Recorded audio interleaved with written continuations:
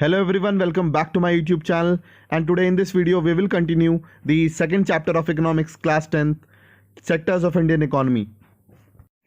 Share of sectors in employment. So you can compare the data from 1972 to 2011-12. In 1973, 74% were engaged in primary sector. Then 11 were in the secondary sector and 15 were in the primary sector, 15%. Now the paradigm have changed and 49% are in primary sector, 24 in secondary and 27 in tertiary. But still, we are not providing the enough employment as compared to what we are getting in the GDP. Look at the share in the GDP here. There is a drastic change. The tertiary sector is overpowering the other two sectors, but in the employment, it is lacking behind to primary sector. So अगर आप compare करेंगे industrial sector को, वहाँ पर जो production का speed थी it went up to 9 times जो पहले थी, और एम्प्लॉयमेंट भी 3 गुना बढ़ा है. किसमें? इंडस्ट्रियल यानी कि सेकेंडरी सेक्टर में. If you talk about टर्जरी sector, production 14 times बढ़ा है. एक तरीके से सर्विस 14 टाइम्स बढ़ी है, and the service sector employment rose to 5 times. But still 50% of the population of the country is still focused on primary sector. Why? And it is only producing the quarter of 1/4 of the GDP. ये है कि अगर GDP 4 है आपकी, माना 4 रुपये आपकी GDP है, तो उसमें से सिर्फ 1 रुपया ही प्राइमरी कंट्रीब्यूट करता है. And if you talk about the employment में 4 लोग काम करते हैं तो 2 लोग प्राइमरी में काम करते हैं. तो इसका मतलब है primary is lacking behind in giving the GDP to the country. Primary sector अभी भी पीछे है. जो GDP हमें देता है उसमें प्राइमरी सेक्टर का जो इन्वॉल्वमेंट है वो उतना नहीं है, 1/4 है सिर्फ. In contrast to this, secondary and tertiary sectors produce 4/5 of the produce and they employ less people. इसका मीनिंग ये है कि अगर 5 रुपये भी GDP है, उसमें से 4 रुपये तो यही दोनों सेक्टर्स हमें दे रहे हैं, और इसमें एम्प्लॉयमेंट भी कम है. तो ऐसा क्यों है? There are more people in agriculture than it is necessary. So even if you move few people out, production will not be affected. इसका मीनिंग है कि ये सब प्रोडक्शन जिसमें 10 लोग काम कर रहे हैं बट ज़रूरत सिर्फ 5 लोगों की है, और 5 लोग अगर हटा भी दे उसमें से तो कोई प्रोडक्शन पे अफेक्ट नहीं पड़ेगा. It is called under employment. यहाँ एक एग्जांपल से समझते हैं. एक स्मॉल फार्मर है लक्ष्मी, उसके पास 2 हेक्टेयर लैंड है एंड अनइरिगेटेड है, जो सिर्फ बारिश पे डिपेंड करता है क्रॉप ग्रोइंग के लिए. ज्वार और अरहर उगाते हैं. 5 फैमिली मेम्बर्स हैं, वो 5 प्लॉट पे काम करते हैं. ठीक है. You will see that everyone is working, no one remains idle, but actual fact their labour effort gets divided. और जबकि 5 लोगों की ज़रूरत नहीं है, 2 लोगों में भी काम हो जाएगा, 3 में भी काम हो जाएगा. This kind of under employment is hidden in contrast to someone who doesn't have a job and clearly visible as unemployed. Hence it is also called disguised unemployment. ये क्वेश्चन आया था 1 नंबर में CBSE एग्जामिनेशन में कि disguised unemployment क्या है. Unemployment वो होती है जब एक इंसान के पास काम नहीं होता, वो घर पे ही रहता है, कोई नौकरी नहीं होती. बट डिस्गाइज्ड अनएम्प्लॉयमेंट वो होता है कि वो ऐसी जगह काम कर रहा है जहां उसके बिना भी काम चलाया जा सकता है. अब लक्ष्मी का एग्जाम्पल लेते हैं. एक लैंडलॉर्ड है सुखराम, वो आता है और उसके 2 मेंबर फैमिली के हायर कर लेता है अपनी ज़मीन पे काम करवाने के लिए. तो लक्ष्मी की जो फैमिली है वो अब एक्स्ट्रा कमा पाएगी और उनकी एग्रीकल्चर प्रोडक्ट पे भी कोई फ़र्क नहीं पड़ेगा. अगर ऊपर वाले एग्जाम्पल का हम एक तरीके से देखें तो 2 मेंबर्स में move to work in a factory also. तो सुखराम के फील्ड पे जाने से अलावा वो फैक्ट्री में भी अगर वर्क करने चले जाएं तब भी उनकी अर्निंग इंक्रीज होगी और फैमिली के प्रोडक्शन में कोई डिक्रीज नहीं होगा, बिकॉज जो उनको चाहिए थे जितने लोग एग्रीकल्चर के लिए वो वहाँ पे थे.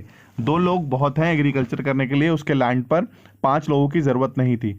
सो all these 3 people who were at that plot were under disguised unemployment. और सिर्फ लक्ष्मी की फैमिली नहीं, there are lakhs of farmers जो ऐसे हैं लक्ष्मी के जैसे इंडिया में.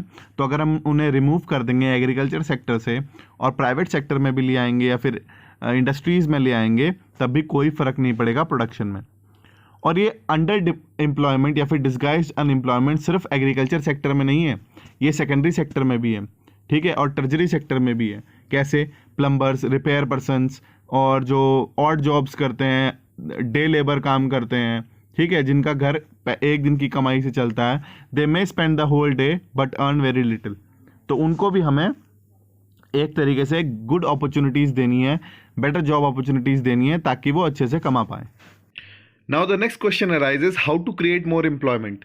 अब हमने एग्जाम्पल देखा लक्ष्मी का, उसी को अगर हम ढंग से देखें तो वो अनइरिगेटेड लैंड पे उसका खेती करती है, वो भी अरहर की। अब अगर गवर्नमेंट उसे प्रोवाइड करे लोन, या बैंक उसे लोन प्रोवाइड करें कम इंटरेस्ट पे, then she will be able to irrigate her land, और वहाँ पर वो दूसरी क्रॉप भी उगा सकती है, जैसे wheat during the rabi season. और वीट को एक तरीके से कल्टीवेट करने के लिए कम से कम एम्प्लॉयमेंट 2 लोगों का 50 दिन का हो गया, जैसे कि सोइंग, वाटरिंग, फर्टिलाइजर डालना, फिर हार्वेस्टिंग करना। सो 2 more members of the family can be employed in her own field. तो 2 लोग तो थे पहले से ही जो कर रहे थे, वो अब जो 3 एक्स्ट्रा काम कर रहे थे उनमें से 2 को हायर कर सकती है अपने ही लैंड पे। Now suppose a new dam is constructed and canals are dug to irrigate many farms. अब अगर गवर्नमेंट कैनाल्स बनाती है या फिर एक तरीके से डैम्स कंस्ट्रक्ट करती है, तब भी एम्प्लॉयमेंट मिलता है। This could lead to a lot of employment generation within the agriculture sector itself, reducing the problems of under employment. अब suppose Lakshmi and other farmers produce much more than before, तो उनको बेचने के लिए भी market चाहिए एक, तो गवर्नमेंट ट्रांसपोर्टेशन प्रोवाइड कर सकती है अच्छा सा, ठीक है, और स्टोरेज ऑफ क्रॉप्स, जहाँ पर ये क्रॉप्स को स्टोर करके रखा जा सके, स्टोरेज फैसिलिटीज़।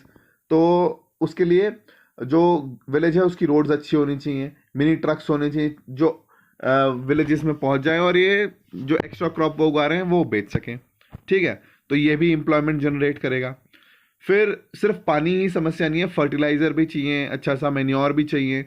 उसके लिए जो लक्ष्मी है उसे मनी लेंडर से पैसे ना लेने पड़े, इसलिए लोन प्रोवाइड कर सकते हैं, चीप लोन प्रोवाइड कर सकते हैं लोकल बैंक कम इंटरेस्ट पे, जिससे कि इवेंचुअली हेल्प हिम। तो मनी और क्रेडिट जो 3rd चैप्टर है इसी से रिलेटेड हम पढ़ेंगे उसमें।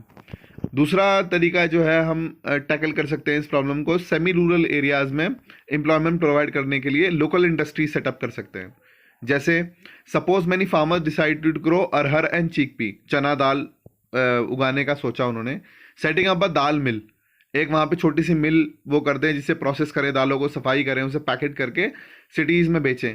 ओपनिंग अ कोल्ड स्टोरेज, ठंडी जगह जहाँ पर हमारी क्रॉप से उनको रखा जा सके ताकि वो ख़राब ना हो, ठीक है। पटेटोज रखे जा सकते हैं, अनियंस रखे जा सकते हैं कोल्ड स्टोरेज में। And sell them when the price is good, और तब बेच सकते हैं जब उसका प्राइस अच्छा हो।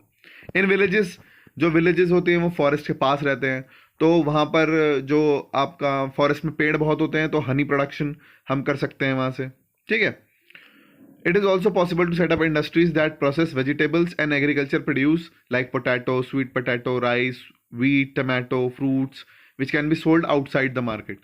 This will provide employment in the industries located in semi-rural areas and not necessarily in large urban centers. तो हम छोटी छोटे विलेजेस में भी लोकल इंडस्ट्री सेटअप करके उनको एम्प्लॉयमेंट प्रोवाइड कर सकते हैं।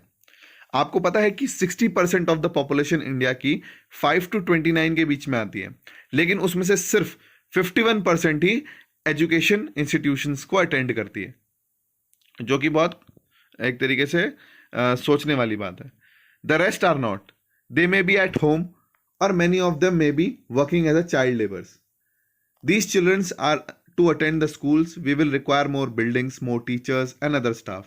Government have to provide that building. Government have to make something so that these students are not working anymore and they are going to schools. Commission होता था हमारी country में, उसे अब नीति आयोग बोला जाता है। 2014 से एस्टिमेट करा है कि 20 lakh jobs can be created in education sector alone. Education sector जो है जहाँ पे टीचिंग है, फिर अलग सपोर्ट स्टाफ है, वहाँ पर भी।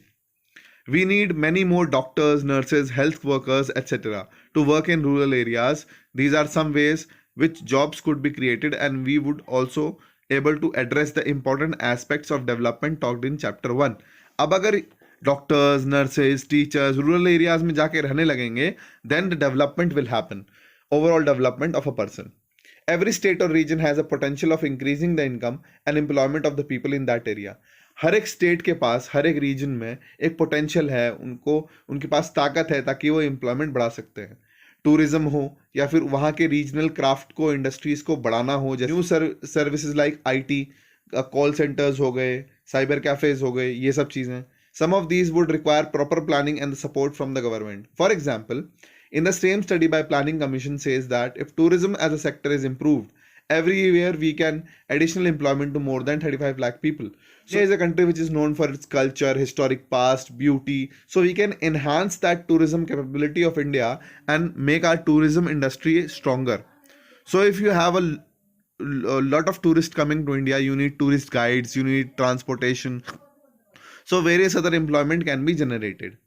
We must realize that some of the suggestions discussed above would take a long time to implement. Recognizing this, the central government of India made the law implementing right to work.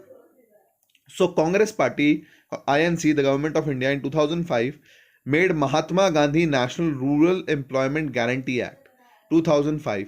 इसे हम मनरेगा भी बोलते हैं, नरेगा भी बोलते हैं. Under MNREGA, all those who are able to and are in need of work, rural areas are guarantees 100-day employment in a year by government. एक साल में 100 दिन तक का उन्हें क्या मिलेगा? रोजगार मिलेगा, एम्प्लॉयमेंट मिलेगा. और अगर गवर्नमेंट ऐसा करने से फेल होती है तो उनको अनएम्प्लॉयमेंट अलाउंसेस दिए जाएंगे. ठीक है. The type of work that could be in future help to increase the production of the land will be given preference under this act. तो इसमें एम्प्लॉयमेंट, जैसे रोड बनानी है उसके लिए मजदूर चाहिए, या कोई गवर्नमेंट काम है उसके लिए मजदूर चाहिए, तो वहां पर उनको काम दिया जाता था. Now let's talk about division of sectors as organised and unorganised. जब ये दो वर्ड आपके सामने आते हैं, ऑर्गेनाइज का मतलब होता है जो सही तरीके से लगाया गया हो, एक ऑर्डर में हो. अनऑर्गेनाइज मतलब कि बिना ऑर्डर का. तो सेक्टर्स भी ऐसे बटे हुए हैं. ऑर्गेनाइज सेक्टर कैसा है, मैं एग्जाम्पल देता हूँ, कांता का एग्जाम्पल. ऑफिस जाती हैं वो 9:30 बजे, आ जाती हैं 5:30 बजे. रेगुलर सैलरी उन्हें मिलती है. ठीक है. फिर सैलरी के साथ साथ उनका प्रोविडेंट फंड जो है वो भी कट रहा है as per the rules of the government. फिर अगर उनको कोई प्रॉब्लम हो जाती है मेडिकली, तो मेडिकल केयर एंड अलाउंसेस भी मिलता है. Kanta does not go to office on Sunday, Sunday को नहीं जाते. This is a paid holiday. When she join the work she was given an appointment letter. और जब उन्होंने ज्वाइन करी थी जॉब तो उन्हें अपॉइंटमेंट लेटर मिला था जिसमें सारी टर्म्स एंड कंडीशन लिखी हुई थी वर्क की जो उन्हें करना है. अब कमल का एग्जाम्पल लेते हैं. कमल कांता के नेबर में ही रहता है और डेली वेज लेबरर है. ठीक है. ग्रॉसरी शॉप में काम करता है, परचून की दुकान में, या फिर आप कह सकते हैं किराने की दुकान में काम करता है. सुबह 7:30 बजे वो पहुंच जाता है वहाँ और रात को 8 बजे छूटता है. उसे तनख्वाह के अलावा कोई अलाउंस नहीं मिलता. ठीक है. और he does not paid for days he does not come to work. जिस दिन वो नहीं आता काम पे उसे उस दिन की तनख्वाह नहीं मिलती. कोई लीव और पेड हॉलीडेज नहीं है और कोई फॉर्मल लेटर नहीं है जिसमें टर्म्स ऑफ कंडीशंस लिखी हो वर्क की. ठीक है. तो ये जो दोनों सेक्टर्स आप कंपेयर कर रहे हैं, तो Kanta is working in organise sector और कमल जो वर्क कर रहा है वो अनऑर्गेनाइज सेक्टर में काम कर रहा है. So we will talk about organized and unorganized sector and the remaining topics of this chapter in the next video. I hope that you have understood till now. See you in the next video. Thank you.